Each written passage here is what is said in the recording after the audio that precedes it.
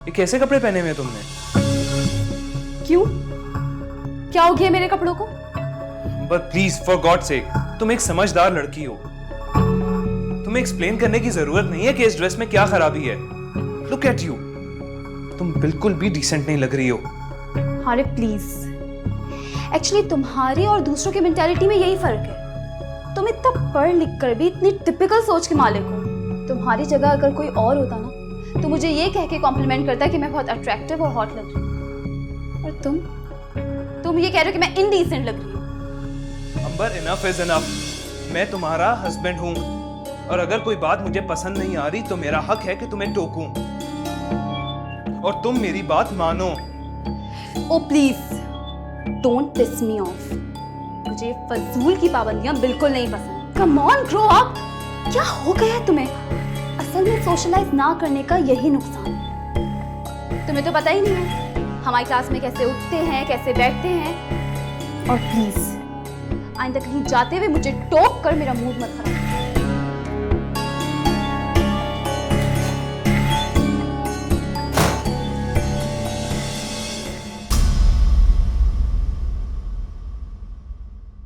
बात तो हो गई उससे, देखो क्या रिजल्ट आता है। और इसे क्या हो गया?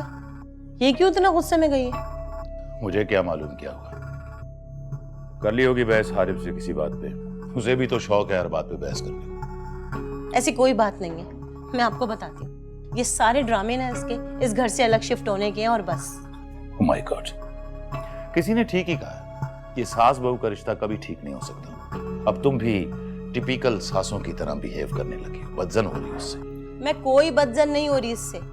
मैंने खुद अपने कानों से जो सुना है वो आपको बता रही हूँ। अंबर हारिब से कह रही थी इस घर से दूसरे घर में शिफ्ट होने के लिए, जो इनके जमान साहब ने इनको दिया है।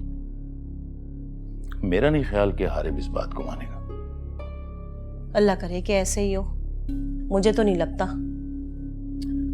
सब ठीक हो जाएगा। लाडली है ना, इसलिए जरा जिद्दी भी है।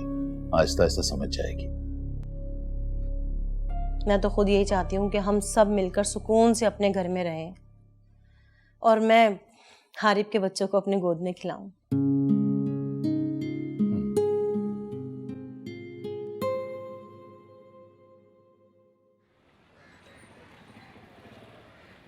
ईमान, तुम्हारे बारे में जानकर मुझे बहुत अफसोस हुआ। मेरे या तुम्हारे बस में नहीं कि हम माजी को बदल सके। हाँ, अलबत्ता ये जरूर कर सकते हैं कि जो हमारी करंट सिचुएशन है हम उसको कैसे हैंडल करें। जानती हूँ डॉक्टर ज़ारा, लेकिन मैं भी इंसान हूँ। मैं बहुत कोशिश करती हूँ अपने सोचों से लड़ने के लिए, लेकिन कभी कभी मेरा सब्र जवाब दे जाता है।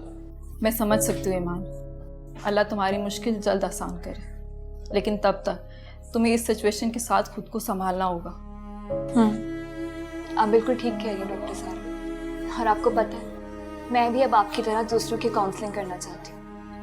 शायद इसी तरह मेरा दुख और दर्द कम हो जाए। ये तो बहुत अच्छा फैसला है। फिर इंतजार किस बात का है? अल्लाह का नाम लेकर ये काम फौरन शुरू कर दो। देखना, फिर तुम्हें इतने लोगों की दुआएं मिलेंगी कि शायद इन्हीं दुआओं के सदके तुम्हारी मुश्किलें आसान हो जाएं। लेकिन डॉक्टर ज़ारा, फिर एक डर ये भी है कि मैं दूसरों को जिंदगी की तरफ कैसे वापस ला पाऊंगी, जबकि मैं अभी तक खुद को ही नहीं संभाल पाई। यही तो तुम्हारा चैलेंज है ईमान। ऐसे हालात में पहला कदम उठाना हमेशा बहुत मुश्किल लगता है, पहला कदम उठाना। बट ट्रस्ट मी, अगर तुमने ये पहला कदम उठा लिया तो समझ लेना कि तुमने जिंदगी की बाजी जीत ली।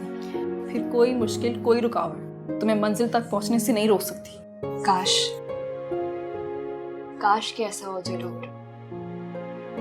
काश मैं अपने दुख दर्द भुलाकर लोगों की तकलीफें कम कर सकूं। काश, और यूं मुझे सुकून और खुशी मिल जाए। काश नहीं, इस काश के लफ्ज को हमेशा हमेशा के लिए अपनी जिंदगी से निकाल दो। ये लफ्ज रिग्रेट है, यानी पछतावा और अफसोस। तुम्हें किसी भी वाक़ये पर अफसोस करने की जरूरत नहीं है।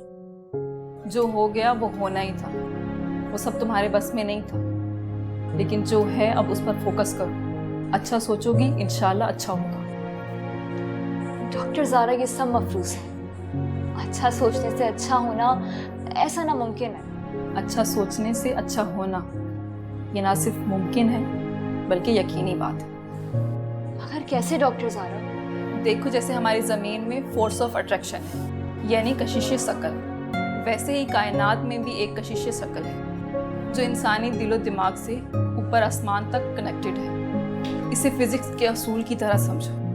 इसीलिए तो हमारे बड़े बूढ़े कहते हैं कि मुंह से हमेशा अच्छी बात निकालो, बात पूरी हो जाती है। कभी सोचा है क्यों?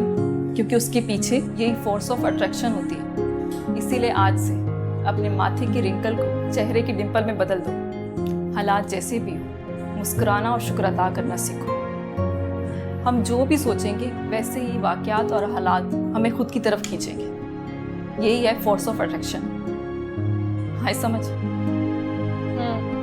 काफी हद तक। कभी सोचा है ये तन्हाई हमेशा तुम्हारा पीछा करते हुए क्यों आ जाती है? क्योंकि बचपन से अब तक तुम्हारी सोच का फोकस तन्हाई पर है। अब एक बार तुम अपनी तन्हाई को एंजॉय करते हुए उसे भुला दो और लोगों में घुल मिल जाओ। कोई बामकसद काम करो और इमेजिन करो कि तुम अपने लाइफ पार्टनर के साथ हो, एक हैप्पी फैमिली में रह रहे हो।